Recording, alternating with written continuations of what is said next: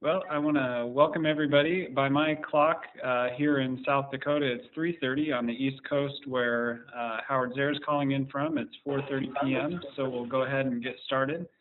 I'll invite all the panelists to go ahead and turn on their webcams, and you can leave your microphones muted for the time being, but make sure you do turn on your webcams. And I want to just do a quick introduction to myself, and then I'll quickly hand things over to Howard. My name is Bryn Gum, and I work for the Center for Justice and Peace Building. Well, I work for Eastern Mennonite University, and I'm a former student of the Center for Justice and Peace Building at EMU. I help out with the technology things here, but I was also not too long ago a student of Howard's. So it's an honor to keep working with him in this way, and so I'm very excited about these restorative justice webinars, and I'm happy to be helping out.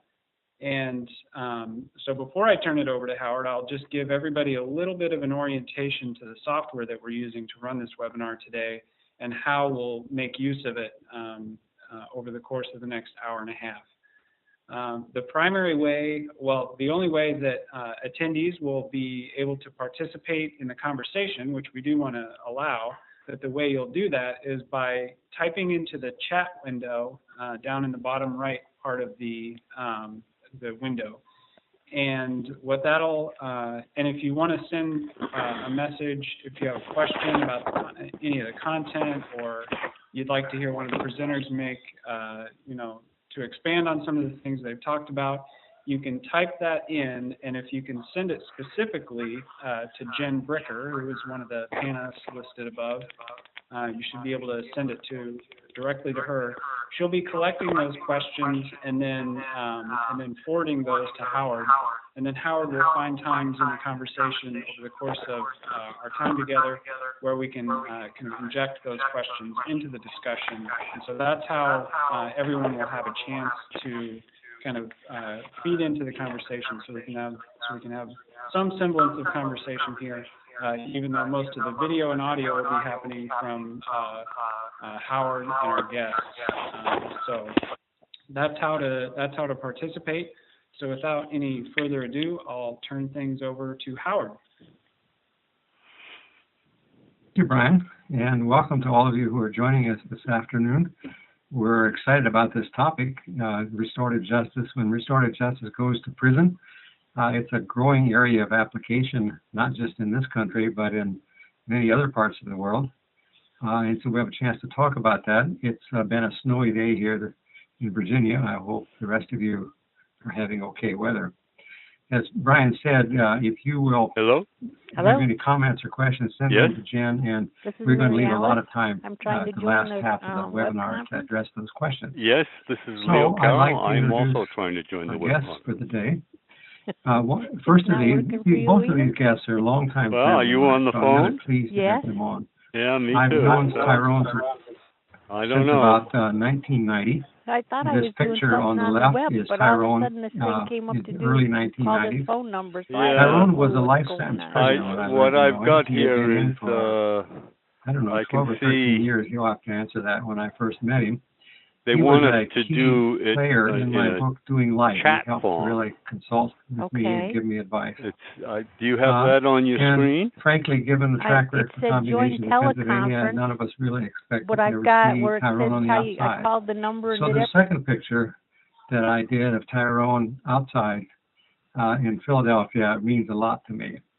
So I'm really glad that he can join us. He'll have a lot of expertise. Inside, he was a leader in many different ways. He was president for years of the Lifers organization. Correctional officers used to say to me, if he were on the outside, he'd be CEO of a company, and he probably would have been. But in 2011, by a lot of hard work and some real miracle, Tyrone was commuted, and he is out today. He is working with the Inside Out Prison Exchange Program that allows people in prison and college students to learn together, and he also works with the Public Defender's Office. So welcome to you, Tyrone. And thank you, we're looking forward to hearing from you. The other guest is Barb Toews. Barb and I have known each other a long time, too. It probably goes back into the 80s. She was a restorative justice practitioner in California when I first met her. She was director of the restorative justice program in Lancaster, Pennsylvania. Then she came and got a master's in our program, taught with me, and did some other kinds of training with me. She now is working on her PhD, an interesting topic that has to do with prison. When she graduated here, she went to Pennsylvania and worked with the Pennsylvania Prison Society, primarily with restorative justice in prison. So she led seminars and various other things. She is the author of the little book of Restorative Justice in Prison, and she's today working, and she also was co-editor with me for the Critical Issues in Restorative Justice book. So she comes with a lot of expertise as well, and Barb and Tyrone have known each other for a long time. So I don't know all the topics we're going to cover, but the kind of topics we hope to touch on today are some of these that you see here. What are some of the possibilities, some of the challenges, some of the pitfalls of restorative justice in a prison environment? How relevant is it? What happens when you bring together these retributive values that are characteristic of prisons with more restorative ones? Who should take the lead in promoting restorative justice there? What do programs look like? Are there differences in the way one articulates restorative justice on the inside as compared to the work on the outside? Those are some of the questions that we are going to consider. So welcome to Barb, to you as well. Thank you. And Barb and Tyrone are going to alternate back and forth, and I believe, Barb, you are starting, if I am right. So I will turn it over to you, and I believe you can control the slides at this point. Brian will get the slides up here, and we'll go from there. All right. Well, welcome. Way Tyrone and I have split up our time is that we are going to first look at programs that are initiated from the outside, and I'll cover those. Tyrone's going to talk about programs that are initiated by incarcerated individuals from the inside. Hello? And then we're both going to share talking about some of the implications for restorative justice theory and practice. So we'll get at some of the questions that Howard just reviewed kind of indirectly and through this, and then look forward to more conversation afterwards. So as far as where I come from with this is that I come out of an undergrad degree in peace and conflict studies, and I'm Mennonite. And so the Mennonite background played a big role in wanting to move into social justice work and be a social justice degree. And so my entry into the restorative justice field was through victim offender mediation in California, where I went to do a term of voluntary service. And I remember from the first week there, I loved it. I felt like I had really landed where I wanted to land. And then over the years, landed up in Lancaster and then out at EMU. And then when I was done at EMU, I wanted to move into other things. Ultimately was interested in hate crime, but couldn't move into hate crime. And in my job search, the only place I got a job was at the Prison Society. But then again, found out within a month or so, I really enjoyed the prison work. And that's really where my passion is right now. And it's really largely due to incarcerated people, particularly some men at Graterford, that I'm in even in a PhD program. And so I credit or blame them, depending on what day it is, for me being in year 7. But hopefully I have to get it done by year 8. So I'm on my way. I'll tell you a little bit about what that is, because it's definitely kind of inspired by restorative justice, but in a more creative kind of way. So as far as the topics that we're going to be covering, there's kind of 3 overarching goals of these programs in prison, regardless of whether they're coming from the inside or the outside. And they definitely resonate with restorative justice as a whole. So one, obviously raising awareness for the impact of crime and accountability and victimization and making amends. But then also second, really having dialogue and interaction between people that are in prison, people who've been victimized, and the community. These can come, these dialogues can be direct or indirect, totally depending on the type of process that is used. And ultimately, it's really about providing opportunities for people to have meaningful action in the world, meaningful opportunity to take responsibility for what they've done, to learn new skills, to be part of a peaceful and productive community, and really work on personal transformation and growth. So they all tap into that, and I think by the end you'll see the different ways that the programs are getting at those in very different ways. So as far as programs that are being initiated from the outside, what I'm going to give you is really just a survey, and we can go into more detail during the question and answer time. But first and foremost is victim-offender dialogue. In this case, it is people who are going into prison with the victims and the facilitators going into prison and having the dialogue in the prison or in the community when someone is released. By nature of it being in prison, it means the crimes are typically violence. So these would be dialogues and crimes of homicide, rape, sexual assault, physical and sexual abuse, arson, those sorts of things. So people get another layer of training to be facilitating these types of meetings. What's coming out in research around victim-offender dialogue and crimes of severe violence is that for both victims and offenders, they are experiencing kind of what's being called personal growth, just kind of moving forward in their journeys. Also noticing that people just have an improved outlook in life, a more positive outlook in life. For victims, an increased sense of healing, again, part of that movement forward, and then also for offenders, increased understanding of the impact of their crime, which would make sense given the dialogue and the fact that they're talking very directly about that in the dialogue. Unlike victim-offender dialogue that might happen with juvenile offenders or like, these types of dialogues typically are about just that dialogue.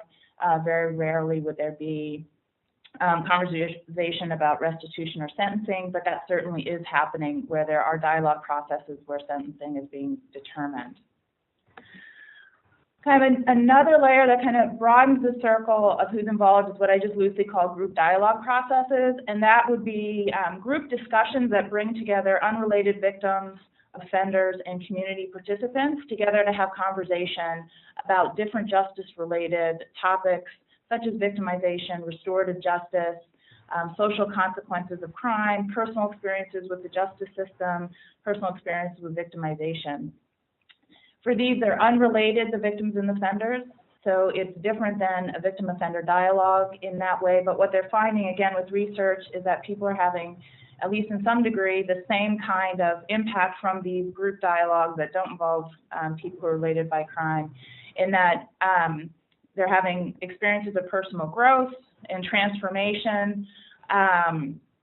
For offenders, increased empathy for the victims. Also, viewing crime as less desirable, and then also reduced recidivism for the offenders who participate.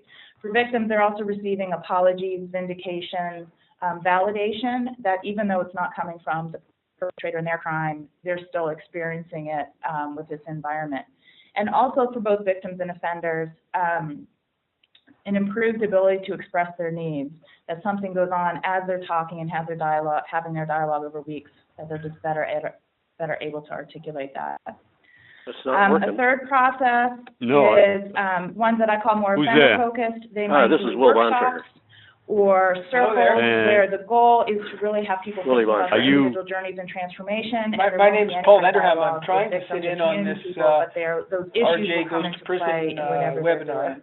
So, for instance, yes, it might be a I am about too, and I can't get. I'm having problems. Serving as education. Yes, so am I. I'm not sure how it should be working.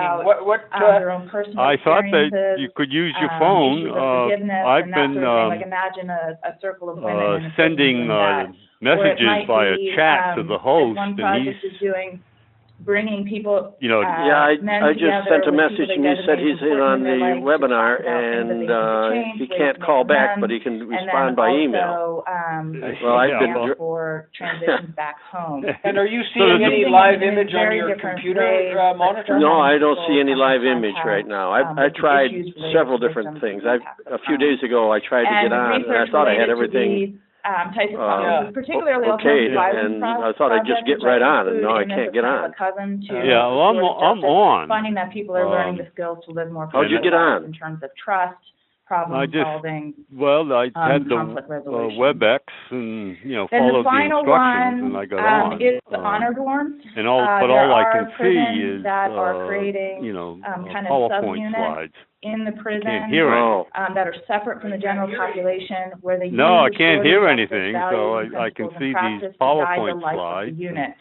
staff are then trained in there's supposed to restorative be justice, chat and that then you can send questions men or to women them, and that I've come to the been unit then make a sending special them commitment to adhere to stuff restorative that's, justice values and principles in the course of their everyday life. they're trying to work What on they're my finding phone. in these particular units They is that say there is an it's increased feeding understanding back of the impact somehow of crime, when he unmutes improved problem-solving it. skills. So I don't know what people the are problem is. taking it Well, I have programs that exist. I have no more than idea the what the general problem is population. either. And then Yeah, also well, I'm not going to It sit here says I'm for an an hour. attendee. disciplinary infractions It says I'm an attendee, but I'm sure not So getting there's any a survey response. Right, of what's I have all going this on, stuff, says some programs and outsiders are you know. bringing into the I can see the institution. PowerPoints, Tyrone but I now can't will hear look at anything programs that are or, initiated you know. by incarcerated individuals. And I can communicate with the host, but First of all, I want to thank Howard for allowing me to participate in this webinar. And my journey to restorative justice was quite different. As Howard said, I was in Graterford prison serving a life without parole sentence. I was president of the organization. And Howard came in, and that's when I was introduced the whole concept of I can hear some very restorative faint justice. voices coming And out of my I think him and I speakers, worked but together not only on this book called Doing Life, where we get the took pictures volume where up we wanted to high show enough lifers to, in a different light as human Yeah, beings as opposed to in I prison can't hear a forms. thing. But we also worked together with some other people. So the three of us are sitting here, huh? For the stage, Yeah. a couple of professors and volunteers to create a program Oh, called there's four of us. Victim There's 4 of us now. Reconciliation Program, and I was fascinated by that program because I hadn't really thought much about victim or victimization now, what is and the what is harm the that one connection does. between the And I don't think that phone most and the people at that computer? time Isn't who were the incarcerated were focused why on have we that. been asked Most people who are to dial in incarcerated are on the focused phone? on getting out of prison. Well, And so, there are several ways of concept conducting these, justice, and I think brought to me their system the is an possibility older one. of getting guys I've done in touch something with the government where the I've significant been able aspects to, of just get it over my victimization and harm speakers that's or done. and One speak back of the through things the I was also microphone, interested in this program was because Well, what I did is I've been trying to get on guys to the webinar, and it said, which is the and only I way a finally guy clicked on limited get out access. of prison. Now, this is And the when they limited wrote the access. applications, I read the applications, and they seemed very well, fine to me, and I don't know. The Last thing I said, guys down saying they the weren't host taking said to me, let me responsibility. see if It wasn't it's still showing any feeding remorse. back And I read them, they were saying, I'm sorry, I did it, and all that. And I really wanted to get in touch with what does taking responsibility mean? What does true remorse mean? And well, so it doesn't look we like put it's going together to be this very. program, and I we can keep trying, and I'm just going to step out for a minute, see if I can get helped a lot of technical guys really support here. understand what. Well, I'm gonna hang up from you guys, and I'm just going to try again. And I enjoy talking to you, but it's not. Yeah, where are you? I'm near Rochester, New York. Where are you? I'm in Rhode Island. And so that was Rhode Island. That was I'm in Alberta, initial Canada. program that got started in on restorative justice. But right now there's some other programs. Okay, good luck. Even people did the VORP program, and we begin to have these conversations about restorative justice. It began to span out into other programs, whether they were specifically restorative justice programs. I think what guys took what they learned through this process and began to implement them in some of the other programs that they ran. And a lot of guys, there are a number of guys inside of Graterford right now, and other prisons across the state of Pennsylvania who are have taken on this concept and created programs around the restorative justice framework. And one of those programs is called the Restorative Justice Project. The goals of that project is more victim empathy, accountability, and key skills on how to live nonviolent. And it was really important. I mean, because I know my own personal story was when I was filing for commutation, because I was a few blocks away when this person was actually killed. I didn't see him. I didn't pull the trigger. I wasn't that involved, and so it was really hard for me to get in touch with that. But participating in VORP and having involved in having discussions around restorative justice really helped me to empathize with victims, and I really wanted to be held accountable for my own role in having someone die as a result of my decision making. And we also try to teach skills. This program try to teach skills to guys who participate and how to live their lives non-violently and how to resolve conflicts, not only inside of the prison, but once they move back out into the prison. And they normally do this through running basic workshops that last about 10 weeks, and where they just go over and talk about the principles and the values of restorative justice. And then they have a advanced workshop that are run about twice a year that takes the whole conversation to a whole nother level. And I think they created an alumni group to come together every now and then just to talk about the guys, be able to voice how they're feeling, and how do they grow from this process. So the Restorative Justice Project is working as we speak now. I think Barb still go in and meet with the guys on a regular basis. The other program that was created up in Dallas prison was a program called Their Responsibility. These guys came together based on the principles of restorative justice to educate prisoners, their fellow prisoners, about the impact of crime on victims, victims' families, and on the community. That was a broader conversation because I think prior to that, there were some piecemeal efforts in institutions where guys wanted to find ways to give back to the community, but there was no broad discussion throughout the whole institution on these issues. And their responsibility through these workshops where they brought volunteers in, victim advocates, victims, and community people, and they had a dialogue and a conversation about restorative justice and victimization and those kind of things. It was organized a day-long seminar. They had community speakers, and they had small group discussions. And it was like an auditorium program where they invited the institution, the guys down. And then at the end of that day, the guys signed this pledge, taking a pledge of taking responsibility, which is absolutely crucial to any efforts to integrate restorative justice in a prison environment. Because I think one of the things that we used to say is that with freedom comes responsibility, and their responsibility was a program that not only it started at Dallas, but it began to replicate in other prisons like Retreat, Huntington, and those type of things. I think Barb and other people went up there and worked with the guys to help put that together. Another program that started at Graterford that I was a part of, not so much in the day-to-day operations of it, but I think the guy named Paul Perry, who just in the discussions when we talk about victims and victimization, he brought up the whole concept that guys who are in prison are also victims. Not victims by anything that's associated with their victims that they victimized, but just in their lives growing up through abuse, even on the street being jumped or bullied or beat up, and we all know that hurt people, and so he came with this concept to create a prison-based victim services, and that is to bring guys together and create this safe space where guys can talk about their own victimization, and it was based on the whole concept of emotional intelligence. I mean, emotional growth through dealing with their own victimization.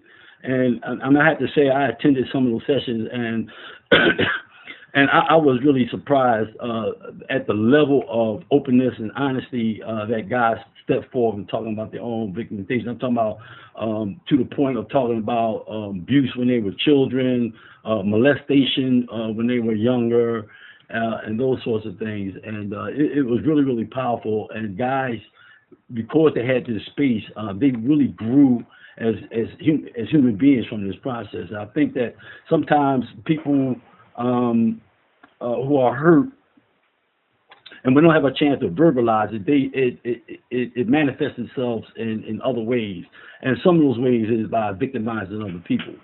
And so they give name and they deal with their own personal victimization. And then when one person steps forward to do that, that creates the opportunity for other guys to begin to talk about their own victimization. And I mean, some guys even broke down and cried as a result.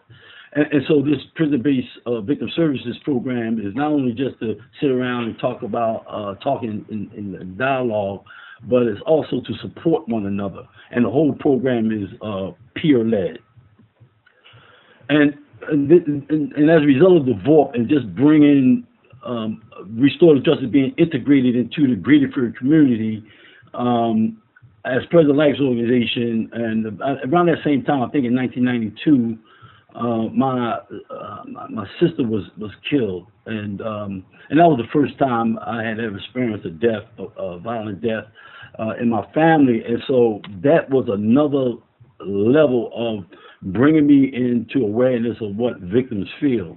And so I felt a responsibility to begin to call guys together and talk about this in a big way. And that means we went down the auditorium and we invited 100, 150 guys down. We sat in big circles and we actually did focus groups, and we really talked about why did we commit crime, why did we gravitate to selling drugs, why did we carry guns, why did we live this thing that we identified as the culture of street crime, that has its own values, principles, and beliefs, and our behavior emanated out of those values, codes, and beliefs. And so we did it using the framework of restorative justice, although it wasn't actually a restorative justice program, but it was based on victimization, our own victimization through, there were a lot of guys who sat in that circle who had, like me, who had family members that were killed or assaulted or robbed, and they didn't know how to really deal with that because they were in prison, number one. And then as we discussed and talked about these things, they began to realize how their own behaviors kind of contributed to their own families being victimized. And so the Public Safety Initiative, we came up with a theory called the culture of street crime, and we came up with a process and a program to end the culture of street crime through dialogue. And our thing was really not based so much on rehabilitation, because we kind of discounted the whole concept of rehabilitation, and we moved to a process called transformation, because we thought rehabilitation was so backwards looking that it didn't really lend itself to a person moving forward, because people always dealt with the past. And in transformation, we kind of dealt with, forgetting about the past and making decisions about who we are today and moving forward, and talking about making a contribution to the community. So that's the Public Safety Initiative. And then the social context for incarceration. Well, obviously, we all know that just through mass incarceration and the impact of incarceration on the larger community, that sometimes incarceration not only put people away in cages, but it also commits violence against individuals and on communities, whether it's at the hands of the individual or the system. And as a result of that, there are a lot of collateral damages to families where men are put away for a very long time, and children are left alone to be raised by in a single-parent home or either by grandparents, and they don't have contact with their parent. I mean, while I was incarcerated, there were two sets of grandfathers, fathers, and grandsons in the same prison on the same block, and so those are some of the collateral consequences of the use of over-incarceration. And of course, it talks about how we break down the whole structure and the fabric of the community. I'm way part of the time. So we want to talk a little bit about mutual understanding. One of the things that I found interesting about our prison system and where I see the implications for restorative justice is, we can just start in the courtroom. We talk about having an adversarial system, and you just think about it, the prosecution sits on one side, the defense sits on the other side, the family of the offender sits behind the defense attorney, and the family of the victim sits behind the prosecution. And not only is there tension between the victim and the offender, but there's also friction and tension between the two families, when obviously the family of the offender didn't do anything wrong, and there's this hostility towards them. And I think that's kind of a barrier for bringing true healing. And so people kind of like get in their bubbles and they only see their particular situation, and they can't really empathize with what the other person is going through. I mean, that's not in all cases, but I think in the vast majority of cases, that's the way our system is set up. And I remember vividly some years ago, I participated in this restorative justice program where this woman who ran the Department of Corrections Victim Advocates Office brought these victim advocates in, and we sat in these circles and we talked about a lot of issues. Guys talked about their own issues, their own victimization, and those sorts of things. And when we were closing out, two of the victim advocates were actually literally crying and saying that they just didn't know about this side of the story. They was only fed one side. And that's why I talk about people just being in their bubble, and they were just getting the victim side, and there was no understanding going across that bridge between the offender and the victim. And two of the victim advocates said, I don't know if I can ever do my job again, because I didn't know. I was really educated today.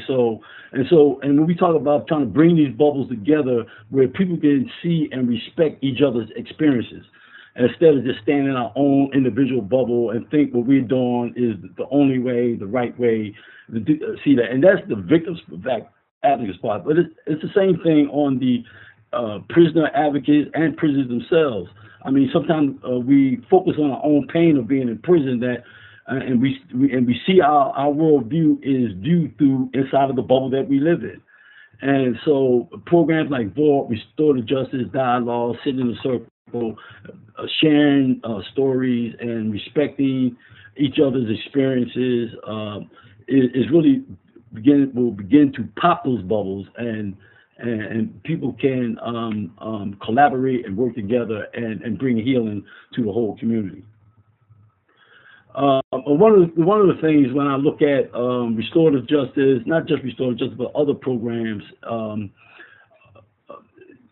sometimes I think that we get so close, I say that we can't see the forest for the trees, because we get into these conversations about bringing guys together, bringing victims together, and talking to them, trying to bring healing to individuals. And sometimes I think that's a little too small.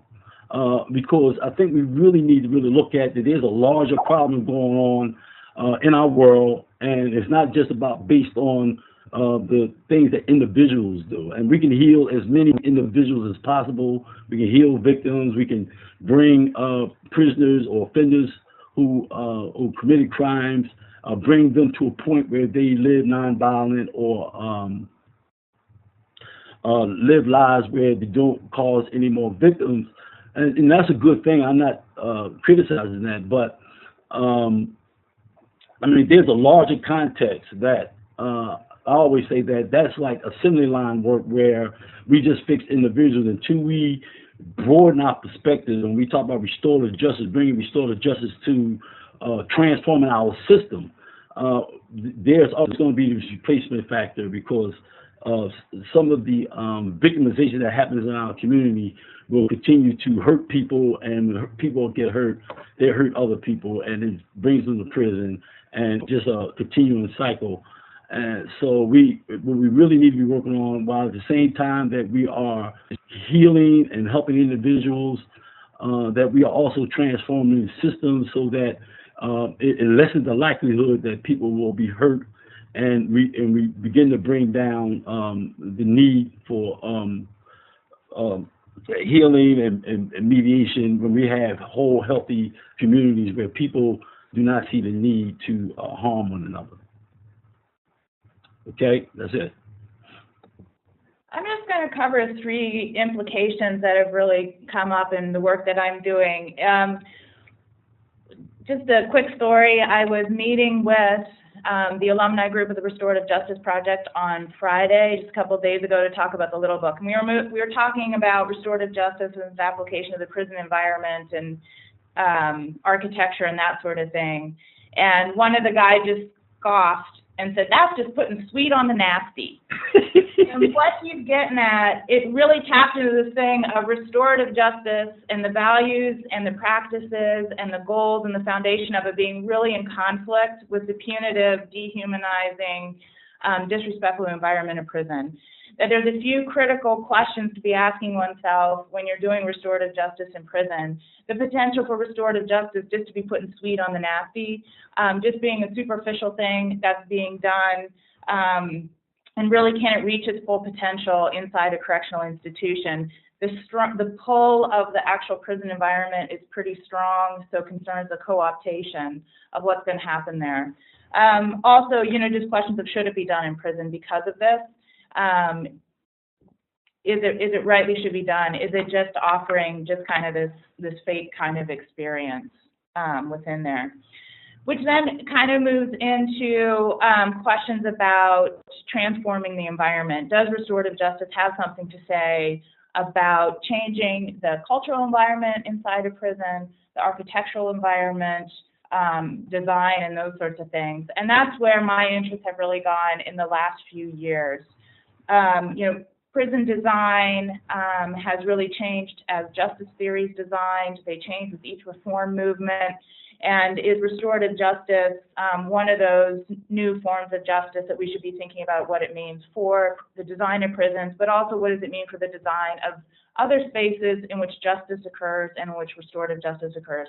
Courthouses, community mediation centers, that sort of thing. An architect colleague and I, Deanna Van Buren, have been thinking about this issue a lot over the last year or so. We're actually teaching a class in a state prison that is linking restorative justice and architecture. So students are going to be coming out with a knowledge base in restorative justice, a knowledge base in architecture and design, and then also doing mini labs and doing creation on different kinds of spaces. What would a restorative justice space need to look like? As far as the slide here, the image on the left, one of the design activities we did in class was create collages. And so collages about what we thought a restorative justice dialogue room would look like, and you see one example there. My dissertation is also exploring this issue. I'm going through the lens of privacy, which is kind of a proxy for restorative space, and I had incarcerated women actually create designs of spaces that would meet their needs, for instance, deal with their own experience with victimization, deal with their addictions, strengthen themselves and their relationships. And I have a collection now of photographs of the three-dimensional designs that they created in the interviews. Here you see one from Belinda, who is really struggling with self-forgiveness as it related to molestation she experienced at the hands of her brothers while she was a child. She had forgiven her brothers but couldn't forgive herself. And I prompted her to find an image of what self-forgiveness looked like, and she found this picture of a garden in a magazine.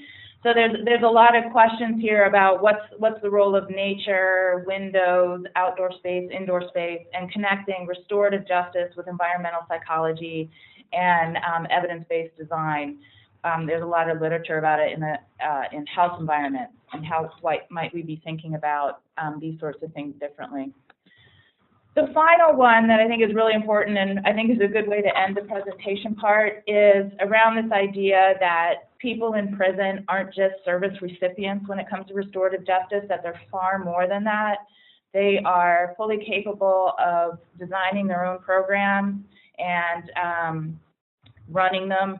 They are people who are pushing out the theory, as Tyrone was suggesting, really bringing in the need to look at the social context in which incarceration happens, issues of mass incarceration, how does that fit into the restorative justice work.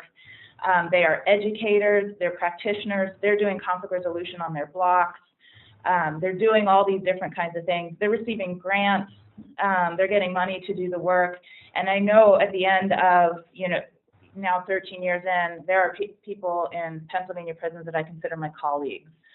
They're not people that I'm helping, they're my colleagues. When I was meeting with this alumni group on Friday, I asked them what they wanted you to know about restorative justice in prison. And my paraphrase of some of the things that they said, and I'll end on these, is that restorative justice is necessary and wanted inside. Restorative justice works inside. Restorative justice creates space to deal with personal issues, and they would go so far as to say more effective than any other correctional program. restorative justice isn't soft and passive. It is hard. Sitting in a cell is not hard. Men get involved in restorative justice even when there are no rewards. They live out restorative values with staff and other prisoners. And restorative justice opens the door to healing based on the humanity of the person. So I close with their words. Thank you very much, Barb and Tyrone. That's one of the best overviews of this really growing and exciting area of application that I've heard. And we have a couple questions here. I'm going to save the resource questions to later, although some people are wanting to know, can we get your PowerPoints, and we'll put them on the web, and I imagine we can, but we'll check that with you. And this webinar will be, the recorded version will be on our website as well. But I'm going to ask some substantive questions first and then leave the resource questions to a little later. So a couple of these questions I think are primarily about victim-offender dialogues in prison, and they ask about what is the selection process, are they voluntary, what happens if one person, one side doesn't want to participate, are they ever mandated? There are too many questions to ask at once, and I don't know which of you, I know Barb, you've been a trainer for severe violence dialogue in Pennsylvania, so maybe this is one for you to start on. Yeah, I mean, that really varies.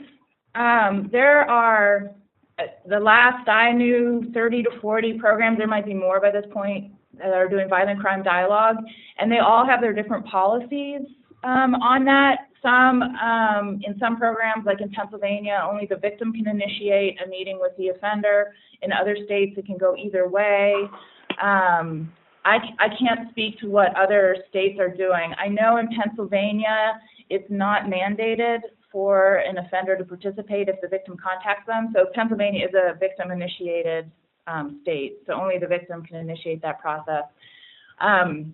The facilitators then meet with the victim just to, find out what their goals are, what are they hoping to get out of it, and then send a letter to the offender. And then the offender responds back saying whether they're open to meeting with the facilitators or not. And then the facilitators meet with that individual, and he or she gets a chance to decide whether they want to go through with the process or not. And so, the facilitator is answering as many questions as they can for that individual. And then from there, if the offender is willing, they keep going back and forth, the facilitators do, until they feel that both parties are prepared and ready to go. If someone doesn't want to meet, lots of different things happen very much in this form of dialogue. The answer is it depends, and we say that a lot in the training with my colleague and I when we train.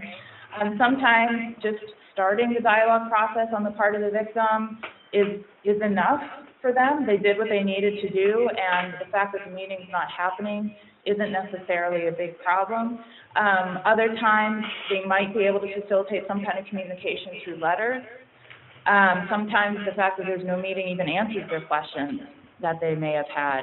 So it really depends on that. One of the things that Pennsylvania has just developed is a bank so that men and women in prison can send letters to their victims, and then that waits should the victim inquire about getting if the offender has attempted to communicate with them at all, they can find out whether a letter is waiting for them. So there is that process in there. I don't think I've answered all the questions that you put out there, Howard. If there's other ones I can go back to, it would be helpful. I think that's a good start on them. Anyway, we'll see whether follow-up questions come. The next question maybe best goes to Tyrone, and that is if you're using inmate mentors in a prison setting, how do you select them? What kind of process do you use to vet potential applicants? Are sex offenders allowed to be mentors? What are the potential benefits for these mentors? Are they paid? Are they voluntary? Is that too many questions, Tyrone? No, pal. Well, I come at this from a really different perspective than most people, because and it's based out of my experience after close to 37 years incarcerated. Participating in DOC programming, running DOC programming, and starting programs of my own. And the peer aspect, the mentoring piece, is so vitally important. Because, like I said, the PSI, we identified, this culture of street crime. So therefore, there's particular way of thinking, and the only person, well, the people that really understand what another guy is thinking is someone like him. And so the mentoring piece is very, very important, specifically when it's volunteer. Of course, the process is, they don't have that kind of program inside Graterford or in the state where it comes down from the DOC. I think a lot of the mentoring aspect or the role modeling or peer, we call it positive peer influence, happens organically as guys become into their own self-awareness, their own virtues, and they want to, and they have this desire within them to make a difference in the world. And we always preach inside of the prison, well, it's good to do things outside of the wall, but we have a community right here in Graterford, and so we came up with this term called positive peer influence, where guys begin to engage their peers on the block in conversation. Maybe a guy wasn't participating in a program or the Restorative Justice program, but we came up with this model called social contagion, that the more people that go out into the population and mentor and act as peer influencers, positive peer influencers, we call them transformers, that would change the culture inside of the prison. So, there's no structured program that has a mentoring aspect to it, but there is some grassroots or some organic things that's happening. Whether it's sex offender, we don't discriminate, because we're all offenders, and we all, have our own personal humanities, and so we don't discriminate. From our perspective, obviously there are some rules that come down on high from the Department of Correction as it relates to sex offenders, but within guys inside of the prison, those guys who are working in a restorative justice framework do not discriminate or differentiate between offenders, and so, like I said, it's all volunteer. All right, thank you. While you're up, Tyrone, here's a question for you. Have you been able to adapt restorative justice principles to the transformation model defined in ending the culture of street crime? Oh, say that again. I missed the beginning. Have you been able to adapt restorative justice principles to the transformation model defined in ending the culture of street crime?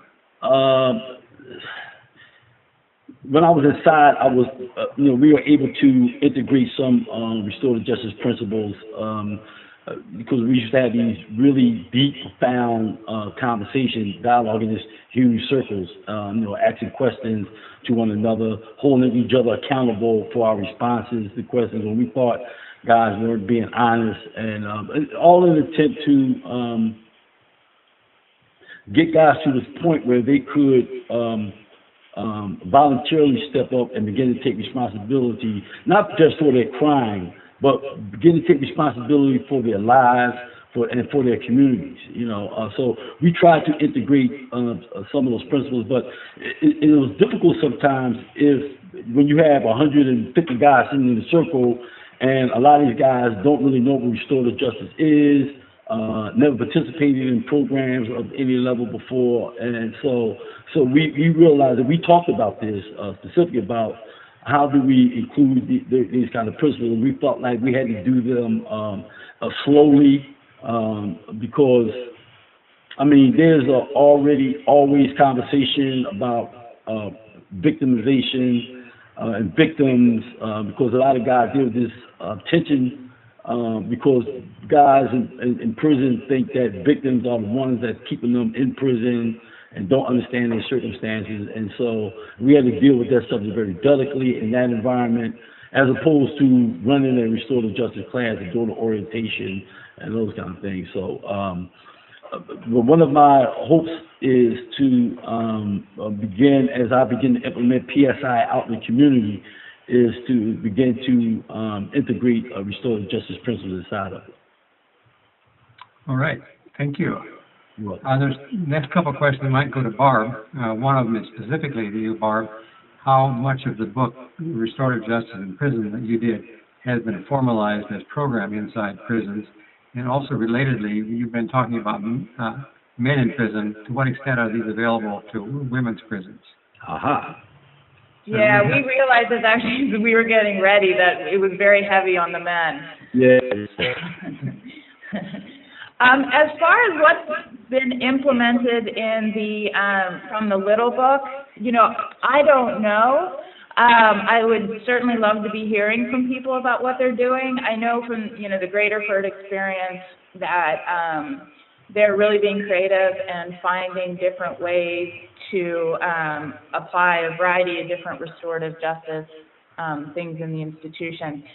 I know that there is just increasing interest to be doing more in prison, and I know that there is increasing interest among incarcerated people to be doing more in prison around restorative justice. So I'm definitely hoping that if not the Little Book for people in prison is getting into prison, that a whole bunch of other kinds of restorative justice resources are getting in there.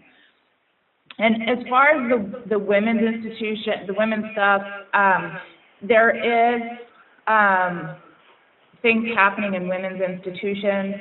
In the offender-focused material that I talked about, there are circles, for instance, circles going on inside, I think it's in Minnesota, where they're just kind of conversation circles where women are getting together and talking about their shared values, shared experiences, concerns with forgiveness in their lives, and those sorts of things. I know that even here in Pennsylvania, I ran into one of our long-standing just prison volunteers across the whole state, and she's been talking with women at both of our women's institutions. We only have 2 here in the state where the women are looking to get some things started. My work is increasingly turning to women. I live very far from women's institutions, so I have really limited access, but I know that with my dissertation being in a women's jail, I have a lot of interest in kind of continuing with women in restorative justice, particularly around design, in the way that I've seen art and design work have a really important role for them. I've also done teaching in women's institutions. That's largely been in the county facilities. And with the transientness of a county facility, it's a lot harder to have kind of solid things going on for women to be involved in and taking initiative in. Let me just pause for a moment and think more on the women's institutions more that I know about. Most of them I know about are men. So I definitely would love to hear from people who know more about what's going on in women's institutions. Here's a question that both of you may want to address, and that is what security problem I'm going to add the other, what kind of security problems and others have occurred while you're trying to institute these things in prison, so security issues and other, and then related to that, one person is saying, I'm trying to get stuff going in a jail, and jail doesn't have a long-term prison, so there's a whole other layer of complication. And I know, Barb, you're working in a jail, big one in Philly, so I don't know if both of you have something to say about that, those 2 related questions. One has to do with what was the security issue? Yeah, what security issues came up with the prison and other kind of issues that the prison may have been uncomfortable with or tried to block or something. And then the other is the complication of doing it in jail instead of prison. Okay.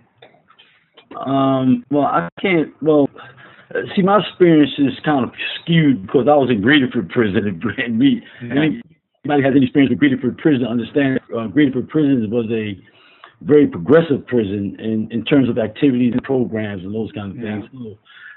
I didn't really see any security issues. I think the biggest one is just bringing people in from the outside. They're always concerned about that when people come from outside. But other than that, there wasn't no security implications as far as Graterford was concerned. And of course, doing anything in a jail is really tough because the jail is so transient, but that's all I have to say on that subject. Go ahead, Barb. Yeah, Pennsylvania, I have to give them huge kudos for making prison work, for making restorative justice work really easy. I think I've been kind of spoiled in that way. Well, stay in Pennsylvania. Bringing people in from the outside is definitely, you know, the clean checks. Most of my stuff is kind of the logistical stuff that makes it really difficult. Clean checks form to get people in. What supplies are they going to approve for me to bring in? Prisons are the most, with all due respect to any correctional administrators that are listening, they're the most organized, disorganized places. And it's never if something's going to go wrong, it's will something will go wrong. So I've become a much more patient and flexible person than I used to be because of it. I've never had, I prefer to run programs without any kind of security staff present in the room, and I've been really lucky in that regard that there haven't largely, and when there have been security staff, the county system sometimes has them there. They're really unintrusive and really respectful of what we were doing. I know, you know, from hearing other people in other states that are doing teaching and that sort of thing in prisons, they do run into security problems of not wanting people to come into the institution because of their concern for the violence that might happen or that sort of thing. And, you know, I was just kind of thinking that goes back to the conflict and restorative justice values. For me, they're just, for instance, men or women that I'm going to, you know, spend 2 hours talking about stuff with. To them, they're violent offenders. And that sometimes gets in the way with security. My experience has always been that we're just a bunch of people talking about stuff. So it's been more the logistic kind of stuff that makes it difficult. I'm just thinking, Tyrone and I are both affiliated with the Inside Out Prison Exchange Program, which trains people to teach in prison. So like undergraduate classes where you bring college students into the prison to have class inside the prison where half the class is incarcerated students and half the class are college students. And they've done a lot of thinking about how to get around some of those security concerns that people have because their instructors face it fairly regularly. Off the top of my head, I can't think of what their strategies are, but I can definitely do some follow-up on that. As far as the county, the biggest thing I found with doing county is the idea of being really flexible and designing program curriculums that can have open entry exit kind of thing so that as people come and go, you can always bring new people in, and that people who maybe only get there for a few sessions because that's how long they're in the institution, they still get something out of it. So that's been the biggest thing for me. Also with counties, well actually with state as well, is limited amounts of space in which to do programs. What space they have is often taken up with GED and always their kind of standard programs, so it's hard for them to fit in something new. I have also found, particularly with the teaching that I've done with women and then with my dissertation research, that art really resonates.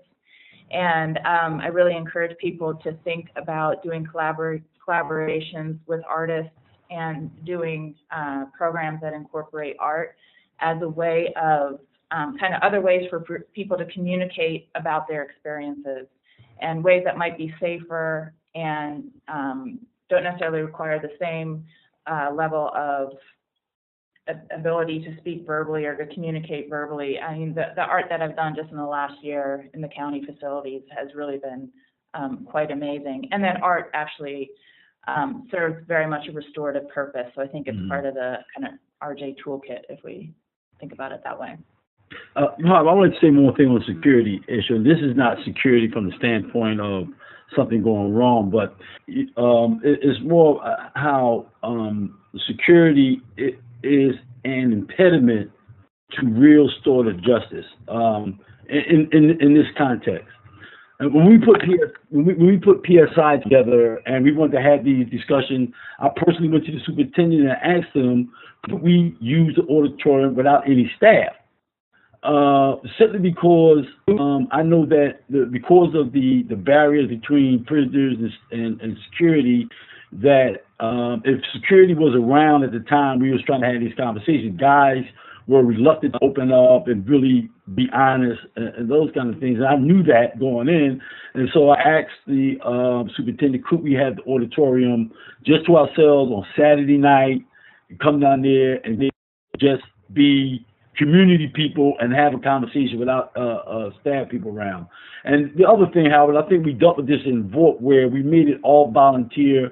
We decided not to give out any certificates or anything like that because it was about the inherent value of the programs, not so much about getting out of prison.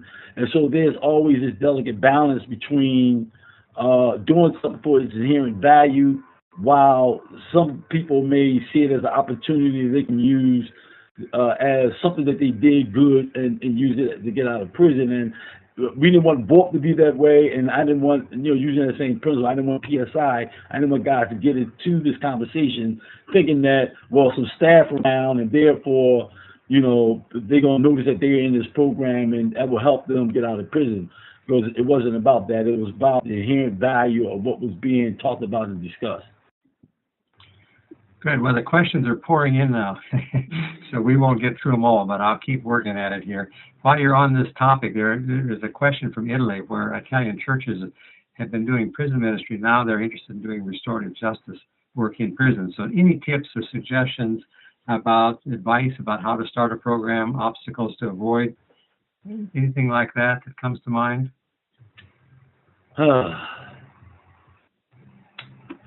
Well, I'm a firm believer in working through what's already established instead of trying to create something new. One of the fallacies about prisons is everybody wanted to come in and start a new program, and that put a burden on the administration in terms of more people coming in, making more space for these kind of programs, and more staff time. So I would suggest that if you go inside of a prison, if there's organizations that already exist, try to meet with some of the leadership from those organizations and allow them to help you. Of course, after you talk to the administration, help you begin to craft a program that will fit, a model that will fit that particular prison. And so it won't seem like it's another organization, another group starting. It's just a program that's being run under established organizations that already exist. So some of the barriers, I think, is just that administration will see that it's going to require more staff time, more people coming in. And so it may be good to try to work through something that's already established to initiate a restorative justice.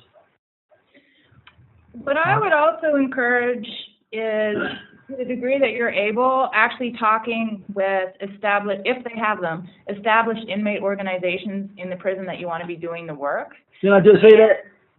I thought you said outside organizations. No, inside organizations. Oh, inside organizations. Okay, there you go. So I would dovetail then on Tyrone. Right. And, just really assessing what do they already know about restorative justice and what would they say they need. That I know my early work in doing restorative justice, like I was invited in by people who were incarcerated to do a workshop or some kind of educational thing on restorative justice. And they very intentionally wanted that to include a certain component of brainstorming, what do we do from here forward? So kind of simultaneously, you could be offering a restorative justice program by, for instance, doing restorative justice education, but then you very intentionally say, what do you guys now want to do with this information? Do they want to, create a way to do conferencing as part of, how they resolve conflicts on the cell block? Do they want to just continue doing education? Really getting them involved in it and seeing what kind of roles they can play. I realize that can, require a pretty unique institution and administration who has the kind of relationship with the people that are incarcerated there to let them to do that and be involved in that way. But definitely kind of keep in mind that they're not just service recipients, but they are also people who can be, leaders in this process and advocates for it. One of the things that we did at Prison Society when they were having to, unfortunately due to budget cuts, having to slow down their restorative justice work, we did create a Getting Started guide. And I can make that available to people. It's, written through the lens of an incarcerated person or incarcerated group taking the leadership in doing it.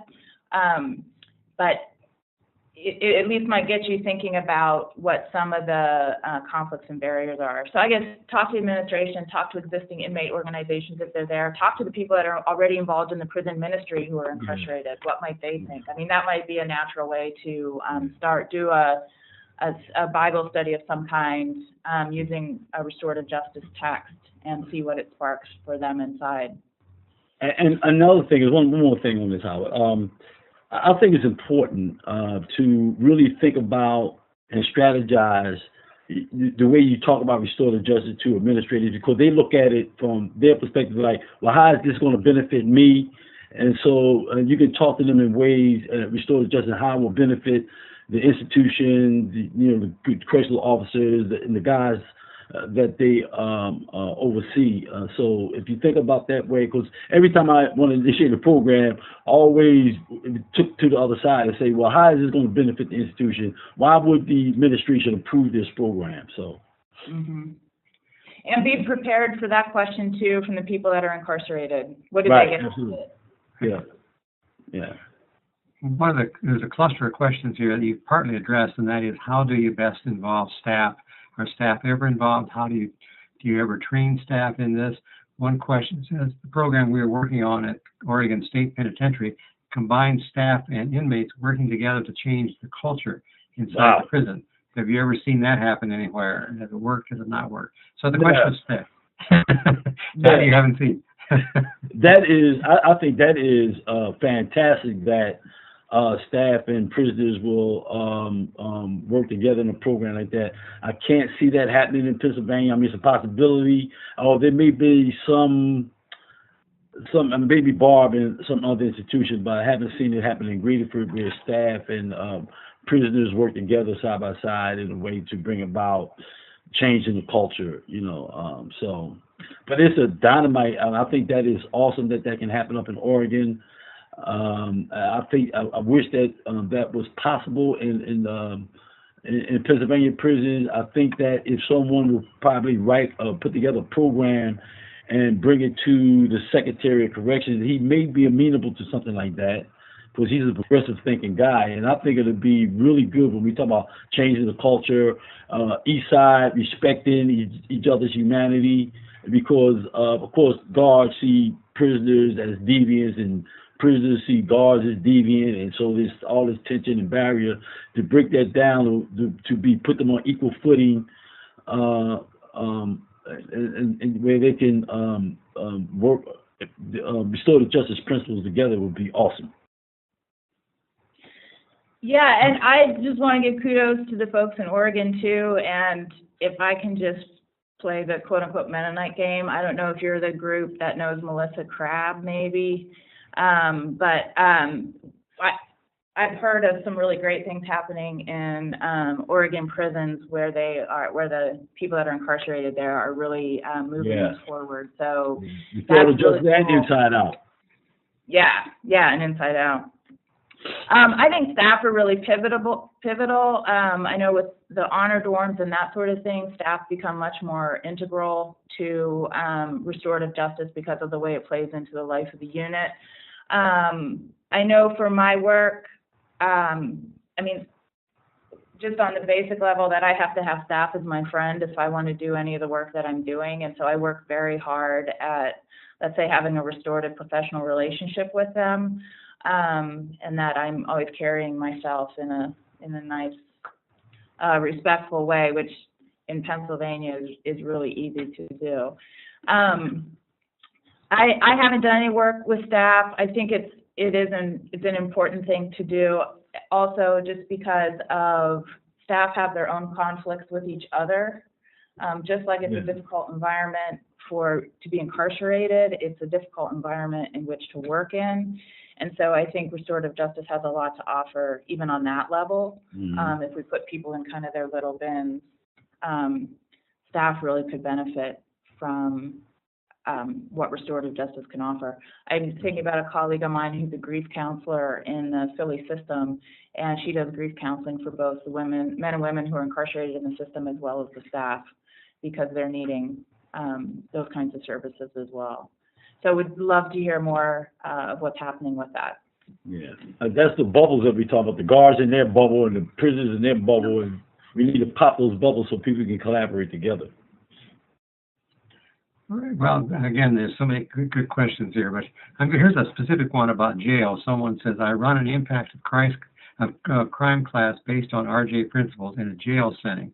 Any suggestions on how to address willingness to take responsibility when they are still awaiting sentencing in court?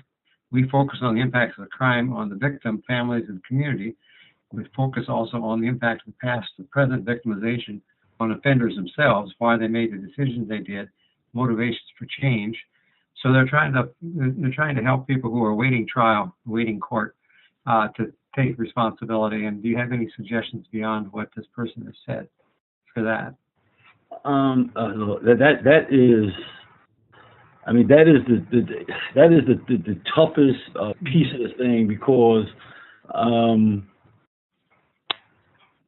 it's really difficult to take. I mean, you can do that and still, if you think there's some legal challenges in your case, you can do that. But I don't see anything wrong with taking responsibility and taking responsibility for what you did, really acknowledging that. But it's really difficult at the same time when you're saying, as you go on to trial and you're saying you're innocent and you're fighting to beat the charges, But I think that restorative justice lends itself to one doing reflection and opening up the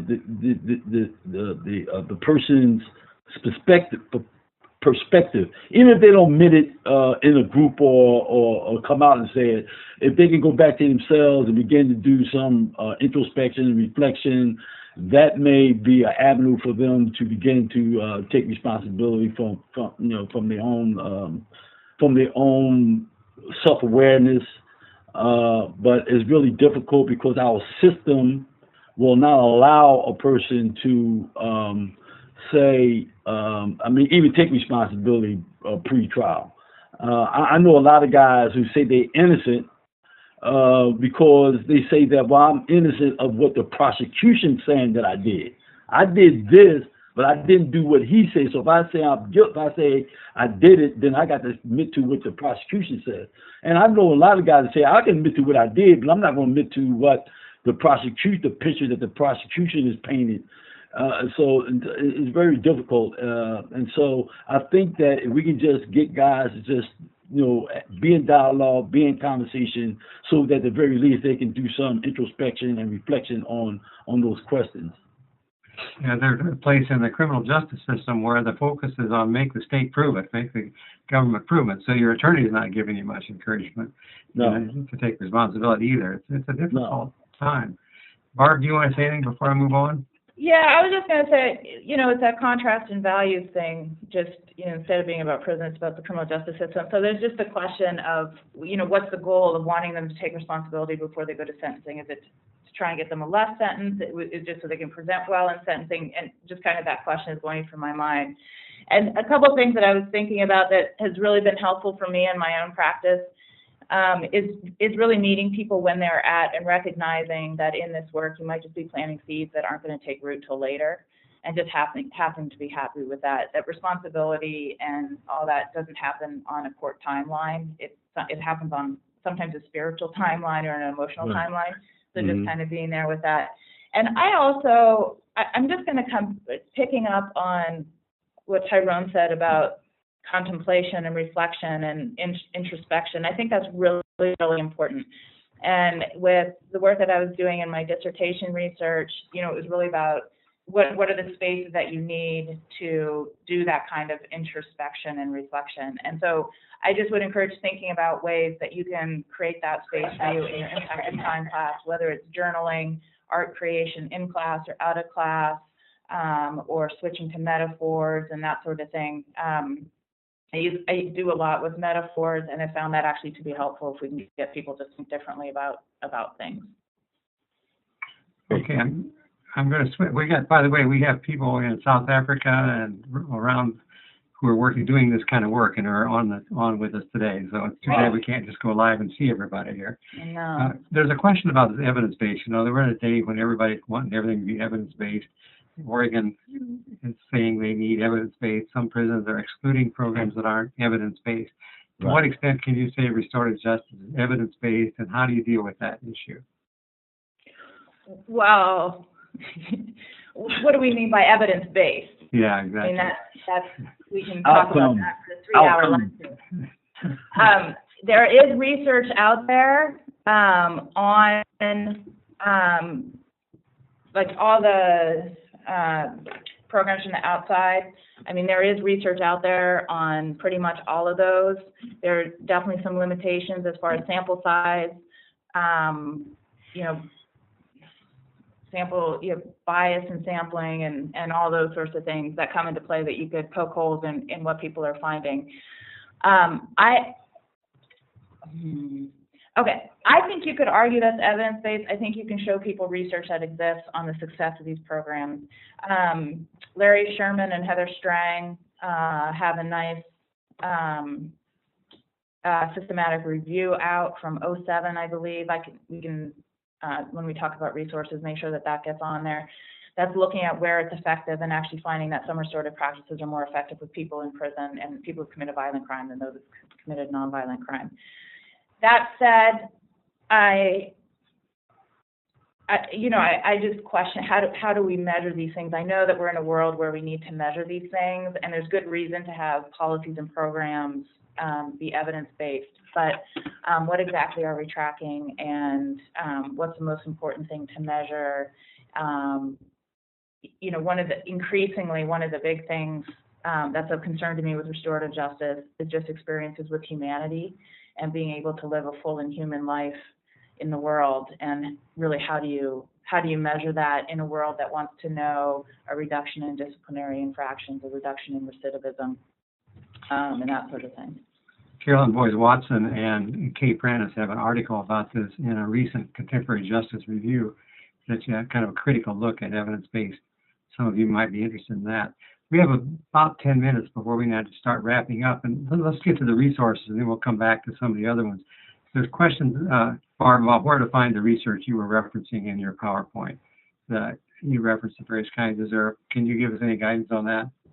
Yeah, what's the easiest way to give guidance on that? I mean, I have a book chapter which has all the citations in it because I discuss it in more detail in that book chapter, or I could put together a list that can be made available. What makes the most sense? It's accessible. Well, it'd be lovely to have such a list, and we could post it on our website along with the webinar, if that's really practical. Yeah, it's seriously just pulling it out of a bibliography. Do you know where can you cite the chapter you wrote easily, or isn't that out yet? Yeah, no, it is. I'll plug the book. Social Work and Restorative Justice by Elizabeth Beck and colleagues. It just came out in 2011, I believe, and it's looking at, the whole book is great. We have a chapter on there on restorative justice in prisons. Yeah, it came out in 2011, Social Work and Restorative Justice. Okay, and the Pledge of Responsibility, people are wondering where they can see that, and also is there any research on how successful that was? There hasn't been any research that I know of, but there is a Day of Responsibility organizing manual that I can make available. Okay. And there's actually other resources that we created at the Prison Society. And the Pledge of Responsibility is in there. We also created a reflection workbook with different kinds of things that people can work on their own, like think about it in journaling or that sort of thing, but are also easily adaptable to group activities. And then also have that Getting Started guide that I referenced earlier, and I can make those available. They're all PDFs. And Bridges to Life, which is a process that brings victims and offenders who are not matched together, has done quite a bit of research, and someone here notes that Sycamore Tree, which is also a process for that, did a survey of 5,000 prisoners that one could look at. Yeah. And some of those would be in that book chapter. Okay. What about use in, both of you may know something about this, what about use for misconduct within the prison? Has there been any use of restorative processes for misconduct, say among or by prisoners, and do they ever use prisoners, trained prisoners as facilitators and that kind of that general area? I haven't read anything formal about that coming out, but the way the honor forms are structured, I get the sense that they're using that kind of a process for things that, infractions and stuff that go on that unit. And then I think it happens for sure informally, even with people who aren't officially trained. Yeah. The guys involved with the Restorative Justice Project at Graterford speak to kind of doing it informally on the cell block. Yeah. That's how it happens informally. The administration would never utilize prisoners in that way because I don't think they really respect the integrity or the credibility or the humanity of prisoners to do something like that. I mean, they used to do it back in the '80s before restorative justice, but they don't do that anymore now. So it happens really informally, where we try to create this environment where we are really trying to create community. So guys take it on themselves to become mediators and use restorative principles to bring guys along. So it definitely happens informally, but not a department focus. Although AVP, go ahead, Barb.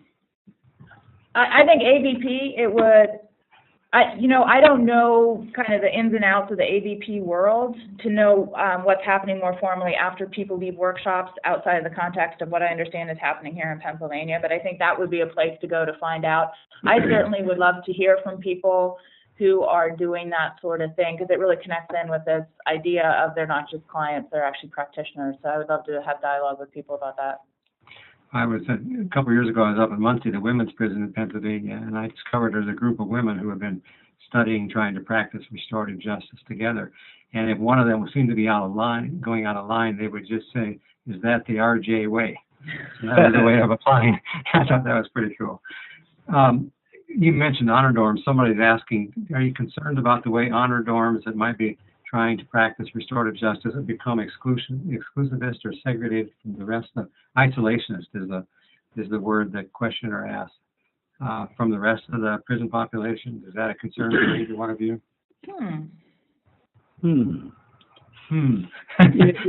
I clearly hadn't thought about it that way. I was more concerned about co-optation than that. Well, you'll have to meditate on that one for a while. I will have to. Let's see.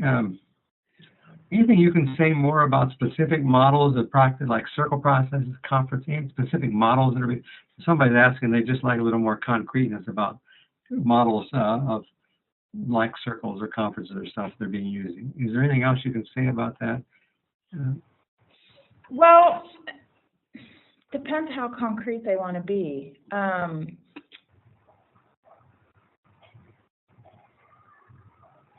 Models can vary and be so nuanced that, when I'm reading, there's a book, I think it might be easier to point people in the direction of resources for that one. Okay. There's a book of Home for the Heart, which talks about the circles that are going on in the women's institution, where they're talking about their personal experiences and forgiveness and that sort of thing. Then there is the project in Hawaii, which is doing it with men, bringing people into their circle, then making choices about who comes into their circle to sort through what the issues are that they should be working on, and then making plans for amends and release. There's also transitional conferencing, which would use another model, getting people ready to come out. So I don't know that I could speak specific to the models because I don't have that in depth, but I definitely could point people in the direction of resources to find out that information. Lauren Walker's book from Hawaii would cover that transitional. Yeah. And some of the in-prison stuff, right? Yep. There is a question here around families. Is there any way that are involving families in the planning or operation of these restorative justice processes? Either one of you speak about that? Personally, I think that families are so important to be included. I mean, even when we talk about victim offender mediation, I think it should be broadened out a little more to include maybe family members of the victim and family members of the offender. Because I think that when people get hurt, and like I said, in our adversarial system, family members on both sides get angry, hold grudges, and devalue the humanity of the other because they feel like one is doing harm to the other. And so I think that including families in these conferences or these circles is vastly important because, you know, as I was saying, I really believe in social contagion and the ripple effects. The more people we include in these conversations, these dialogues, I think that it ripples out not only through the family but through the community as well as more people, because I think people really live in bubbles. And so the more conferencing and circles that we can do that includes family, not only will the offender family understand, not only will the offender understand the harm that he did to his victim, but he also understands if the family speaks honestly, the harm that he caused to them also. And so I think when we talk about restorative justice, sometimes we just focus on the victim and the offender, but I think we got to think more broadly and begin to include those extended people that are associated with each of those people to really bring true healing so that they can support one another. It's all about support and resourcing. Well, thank you so much. Oh, go ahead. We need to start wrapping up. Yeah, the transitional conferencing taps into that, and when it comes to the families, I think they're really important to bring into the mix. And with restorative justice, it might mean some unique and creative ways of doing restorative justice right at the point of when people start the court proceedings and that sort of thing, that the family are impacted right from the start, even, you know, right from the point of the arrest. Right. So that's all I would add.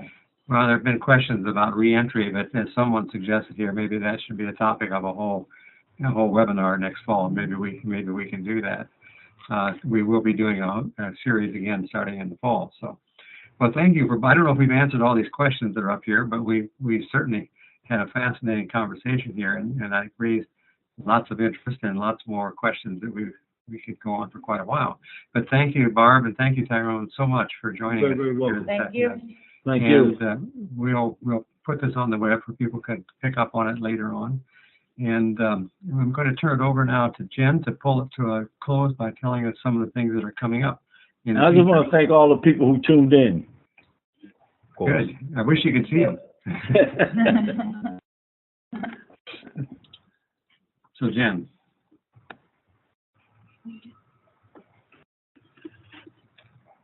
All. We have one more webinar that is coming up in the very near future. May 1st will be our last webinar of this season, this school season. We'll be addressing the needs of victims in death penalty cases and the role and responsibility of the defense in particular in those cases. We have Tammy Krause, Kelly Brownham, and Dick Burr will be here with us. That'll be at the same time as always from 4:30 to 6. I believe that one's a Wednesday. You can learn more about that and register at the link that is there on the page. We also have 2 upcoming restorative justice trainings as part of our Summer Peacebuilding Institute. There's Restorative Justice, The Promise and the Challenge. That'll be with Carl Stauffer and Lorraine Stutzman-Omstutz, who you may have seen in a previous webinar with the webinar series here. That's May 16th through the 24th and here in Harrisonburg, Virginia. We also have the Building Justice, Transitional and Indigenous Applications in Post-War Contexts. That's looking at the intersection, really, of restorative justice and transitional justice. That will be also with Carl Stauffer and John Cocker, who is coming from Sierra Leone. That will be June 6th through the 14th here in Harrisonburg also. You can learn more about SBI and register for those classes by following that link. We also have some STAR trainings. We had a previous webinar about STAR, which is our trauma resource training program. This will give you a little bit more context for working with people who come from sort of traumatized experiences. So there's the STAR Level 1, that's May 27th through June 4th here in Harrisonburg. There's another Level 1, June 12th through the 15th in Lancaster, and then June 24th through the 28th in DC. And if you've already taken STAR Level 1, you can do STAR Level 2, which is April 29th through May 3rd here at EMU and Harrisonburg as well. You can learn more about those programs by following that link. Clearly, there are a lot of ways to stay involved and get more involved in all that's happening restorative justice, at least as it connects with CJP and EMU here. Hope to see you for some of those in the future. So what's